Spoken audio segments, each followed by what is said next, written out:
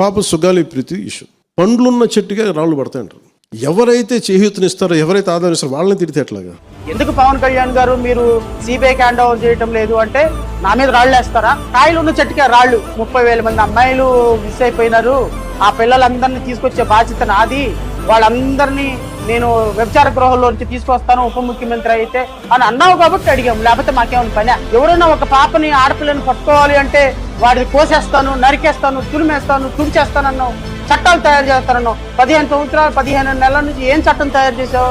ఈ 15 నెలల కాలంలో 30,000 మంది అమ్మాయిల మీద అఘాయిత్యాలు జరిగినాయి. 30,000 మంది అమ్మాయిల మీద జరిగినాయి. ఏమయ్యా పవన్ కళ్యాణ్ అన్నావు. అది తప్ప. అసలు ప్రపంచానికి చరిత్ర ఎలా ఉంటుందో చూపిస్తాను, అడ్మినిస్ట్రేషన్ ఎలా ఉంటుందో చూపిస్తాను, అసలు ఎంటర్‌ప్రెన్యూర్‌షిప్ ఎలా ఉంటుందో చూపిస్తాను, ఎంపవర్మెంట్ ఎలా ఉంటుందో చూపిస్తానన్నావు. సినిమాలు తిరుగుతున్నావు, చూపించడం లేదు. ఓజీ షూటింగ్ లో, పీజీ షూటింగ్ లో, కేజీ షూటింగ్ లో Hyderabad, Singapore, London, Uttarakhand, transgender తిరుగు